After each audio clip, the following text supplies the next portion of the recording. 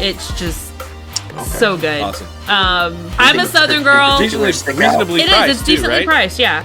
I'm a Southern girl. You put Southern food in front of me, I'm going to be thrilled. They're like a creamy and cheesy potato. I mean, I highly recommend it. You see his face, The whole meal. And this thing was just bonkers. They had a little bit of garlic butter. I can't believe that I'm giving this place the best thing I've ever eaten at Disney World, but it is. It's not even close.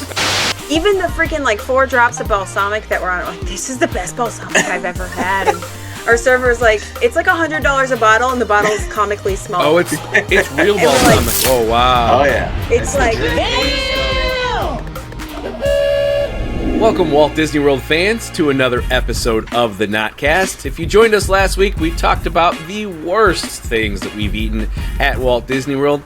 Well, today, we're going to do the best and let you know our recommendations for what we enjoy eating the most while we're at Walt Disney World. Still on sabbatical is Bobby Burchins, so we still have Amanda Burchins in the house. Hello. What's up, Amanda? Becky Wells is here. hey, And Pat Neestad in the building. What's up? I am Steve Rhodes. This is the Notcast, as I said. NotClub33.com is our website. And check us out. And while you're doing that and all those internet clicking things, hit that subscribe button. It really helps us out. And go check out Amanda's podcast that she does with her husband, Bobby. It's called Cynics on Disney Podcast, which is linked in the description down below. Best thing you ever eaten at Disney World. I know that's kind of tough. There's a lot of great places to go and eat. But we're going to make you guys choose. So, Becky, you can lead us off with your favorite. okay. I will say one of the best things, because there's a tie, but I think someone else will probably take what I would also say. I'm going to go with someplace no one else has really gone to. So, Storybook Dining at Artist Point at Wilderness Lodge. It has Snow White and a few of the dwarves do come out. And the Evil Queen was there when I went there. I'm not positive how it's going to work with their new character dining stuff. But it just reopened for the first time since the shutdown. So I had the prime rib, and it was not really a fixed price entirely, because you could add desserts and extra drinks and different things, but they did have sort of a fixed price menu. And they, at the time, they brought out a kind of a tower of all the different appetizers, so everybody was getting to try everything. And it was just really beautiful presentation, good quality. The food was delicious. Things were cooked properly, which is always a struggle at some places. They're overrated, and so this place lived up to the hype, and it was great character interactions. I had a great time. Our server was a little too much for me, but that had nothing to do with the food. So, were they unpleasant or just over the top? There's living your character and then not reading the table and living a whole different character.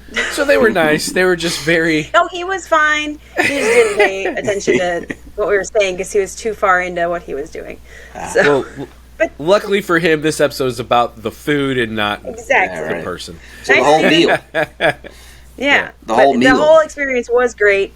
The food was delicious. Do you remember a cost for that meal? Or at least what it's going to be?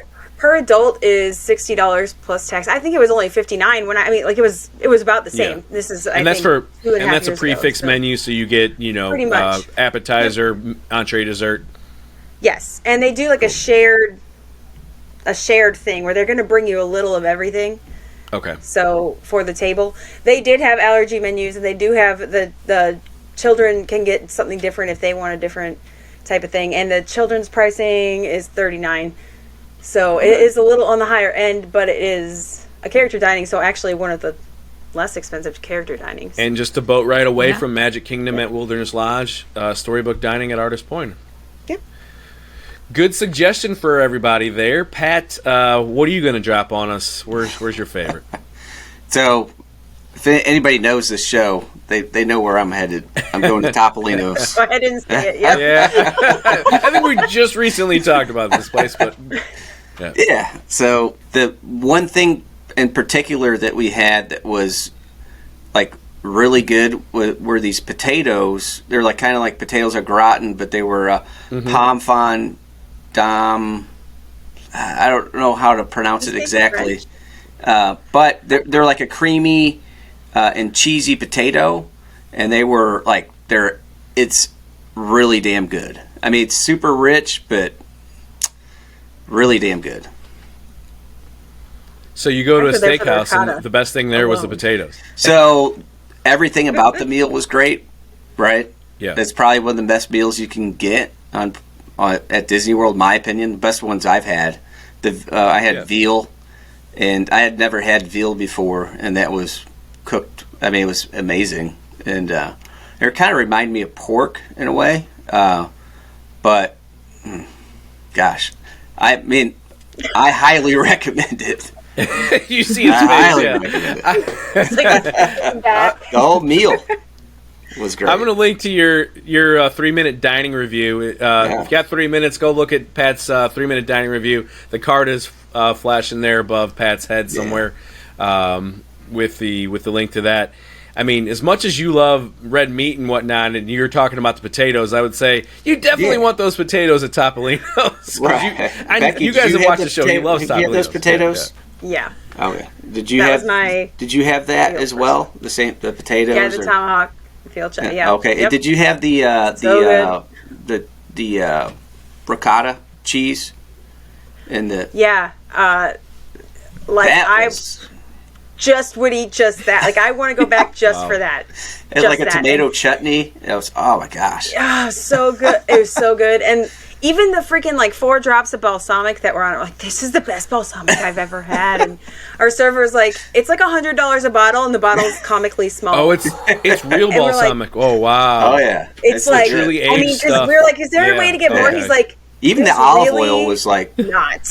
The olive oil they used was like legit. So we're not talking about the balsamic you get at your grocery store for $11.99. This is the real balsamic. He was like, seriously, people ask every time, like, well, can we just order another whole with extra balsamic? Like, you can't, because it's $100 for like an ounce or whatever. Yeah. Topolino's is on my Disney bucket list for sure. Yeah, gotta go. Amanda, where were you headed?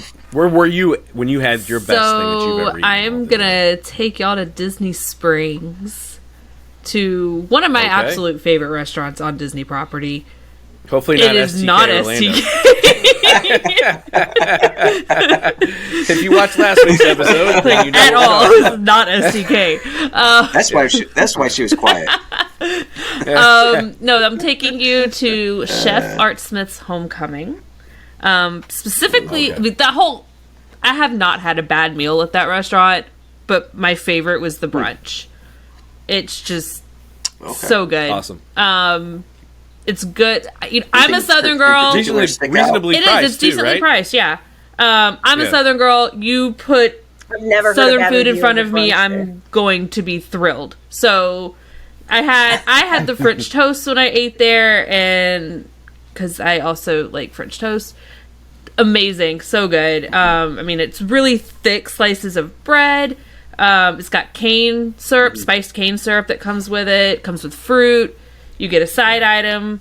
And I believe I had they have a potato gratin mash, which I believe is what I had. It's, and then.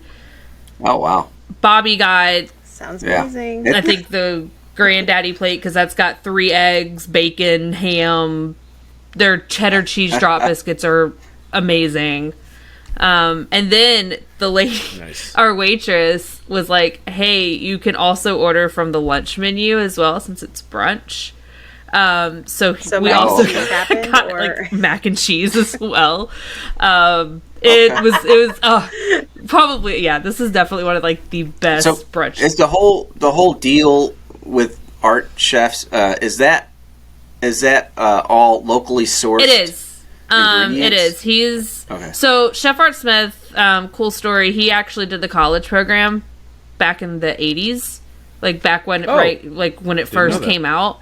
And he's actually the first alumni to come back and open something at Disney. So that he's the first alumni to come back and open like a restaurant on Disney property. So he's very, very proud. He loves Florida. He loves Orlando. He loves Disney, and it shows.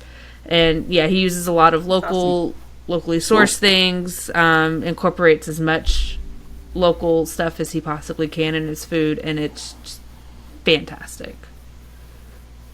Gotcha. That's awesome. And I love, if you guys do not subscribe to the Cynics on Disney podcast, available wherever you podcast, that kind of tidbit there that you got from Amanda, that's part of the show. Every show opens with some history about the ride or the restaurant or the venue that they're reviewing. Amanda opens up with like a little historical breakdown that you just got there about Chef Art Smith's homecoming. If you're subscribed to the podcast, which is linked below, you can listen to. So great. Very Steve. cool.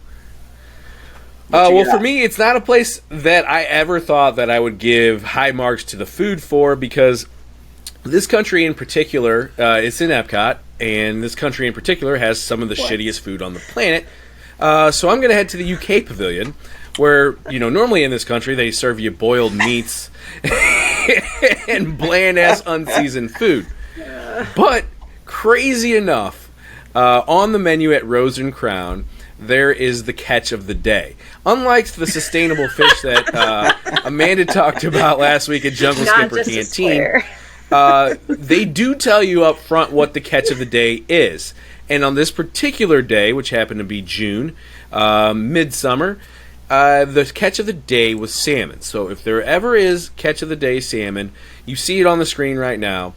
They butter poach this bad boy, and it is perfectly cooked. It is not overdone. If you like your salmon cooked to temperature, right around 140, 138, where it should be, this was done exactly there. It's flaky. Steve had his thermometer. Buttery. Well, I can tell. I eat a lot of fucking salmon. Let me just preface by saying that. And I am somewhat of a food nerd.